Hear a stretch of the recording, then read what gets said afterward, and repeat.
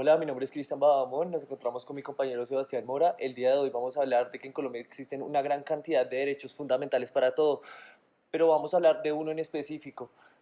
Así es, Cristian, vamos a hablar de lo que es la presunción de inocencia, que toda persona tiene derecho a ser inocente hasta que se demuestre lo contrario. Más específicamente en la Carta Magna de nuestro país, en el artículo 29, precisa que toda persona se presume de su inocencia hasta que judicialmente se demuestre su culpabilidad. Precisamente para esto, Sebastián, en este trabajo vamos a traer abogados, estudiantes y personas que entienden más allá de este tema. Claro que sí, más precisamente los estudiantes que somos nosotros el futuro del país también tienen unas opiniones muy claras y precisas que merecen ser escuchadas. Bueno, pues yo considero que la presunción de inocencia es un derecho que tienen todas las personas que son juzgadas o que están tratadas de algún delito, alguna pena que hicieron, considerado por el Estado. Y pues la presunción de inocencia precisamente entra ahí en ese ámbito y es como garantizarle la inocencia a la persona hasta que no se demuestre lo contrario por la fiscalía o por las personas que estén, digamos, en ese caso, pues haciendo la investigación del caso. Bueno, la presunción de inocencia para mí es el hecho de que una persona es inocente hasta que se demuestre lo contrario estando en un juzgado. Sin duda alguna, y de hecho, pues como tengo entendido, los derechos internacionales ya amparan lo que es la presunción de inocencia.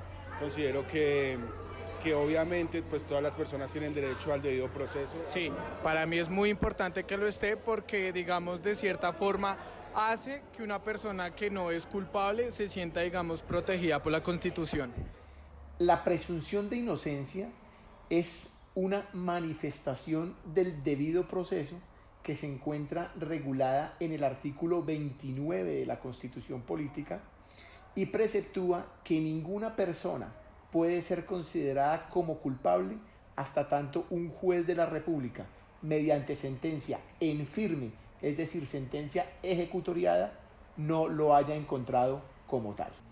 El marco jurídico que protege el derecho fundamental a la presunción de inocencia es la Constitución misma y principalmente los desarrollos jurisprudenciales que la Corte Constitucional ha determinado para alcanzar su protección.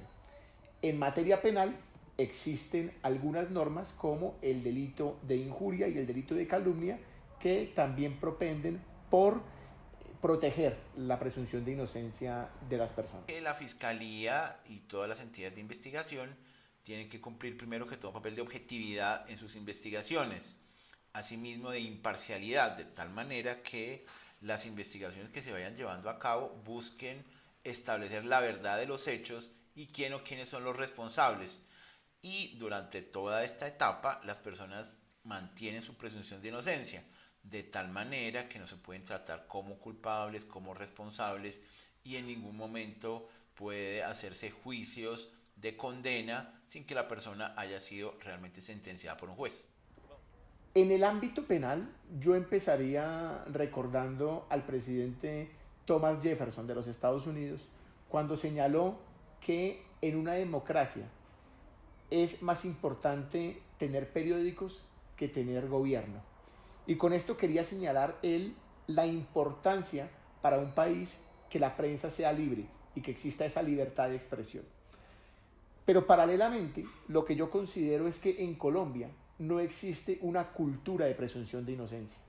Desafortunadamente, una vez una noticia sale en medios de comunicación y se dice, por ejemplo, que una persona quedó en libertad, el conglomerado social equipara una libertad de estas con impunidad.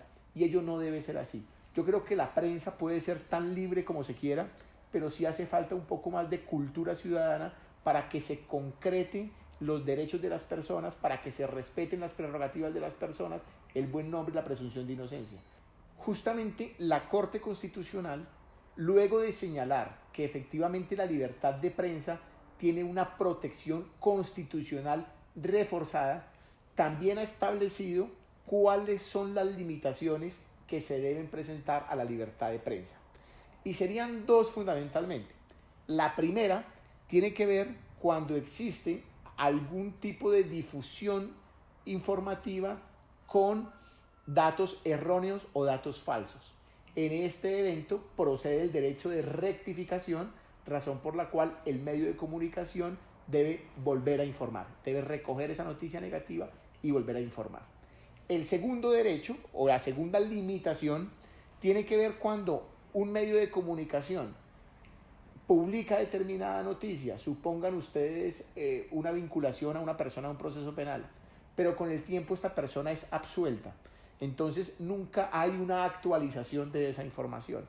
Es aquí donde nace también el derecho al habeas data, es decir, el derecho a la actualización de información, razón por la cual esa información debe ser actualizada porque su permanencia negativa, la permanencia de ese dato negativo, genera violación a la presunción de inocencia. Entonces, las limitaciones justamente deben ser esas dos, o las posibles vulneraciones, cuando se atenta contra la verdad y cuando no se actualiza la información.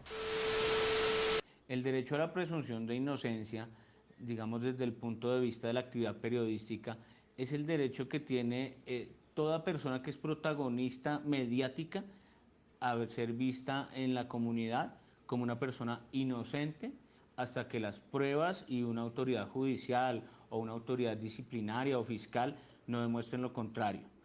Como les decía, no basta con que alguien se indique a una persona de cometer una irregularidad o cometer algún delito o alguna conducta contraria a las normas.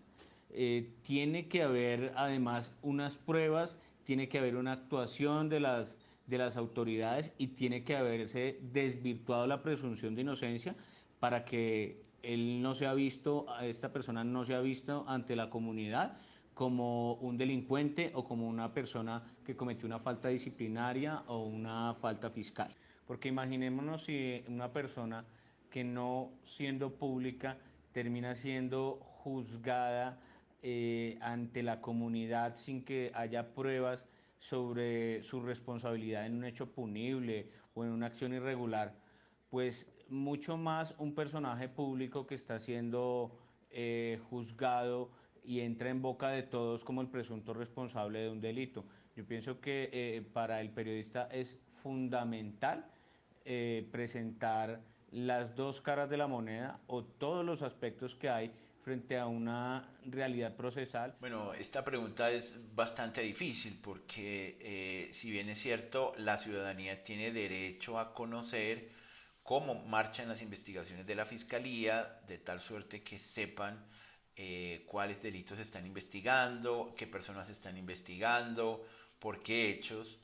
Lo que sucede es que en la práctica esto se está convirtiendo en una especie de juicio anticipado y de sentencia anticipada.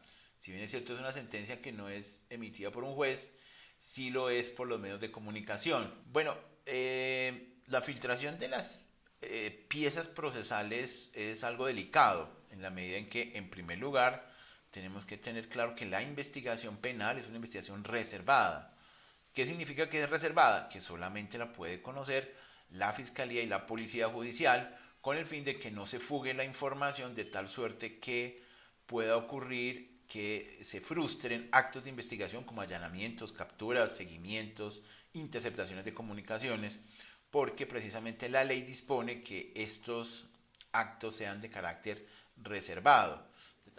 Desde luego que se debe respetar el carácter reservado de los procedimientos judiciales o los procedimientos disciplinarios o el que adelanta cualquier autoridad en contra de una persona que está siendo sindicada de un delito o de una actuación irregular.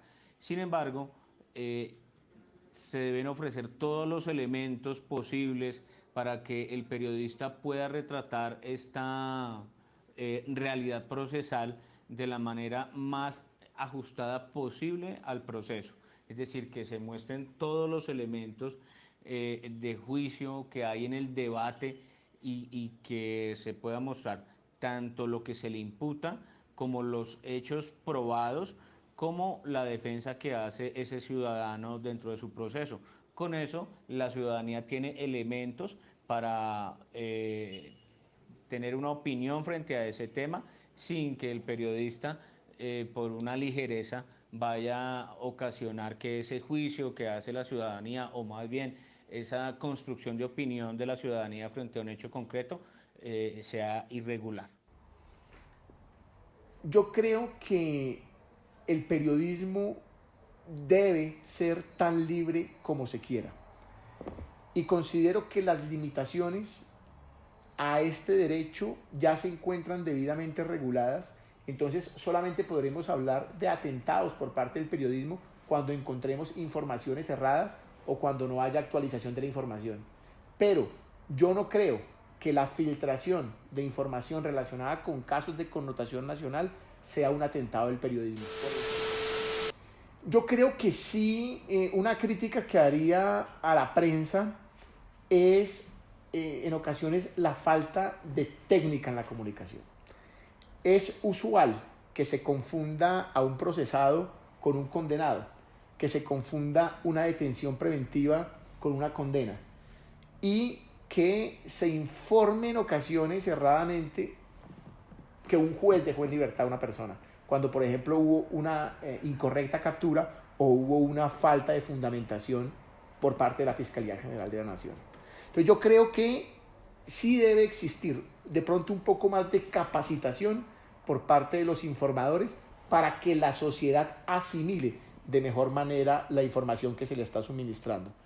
Y estas fueron algunas de las palabras de nuestros especialistas como periodistas, abogados y fiscales que nos aclaran lo que es la presunción de inocencia. También están los estudiantes futuro de nuestro país que nos explican desde su punto de vista qué es la presunción de inocencia. Gracias por vernos.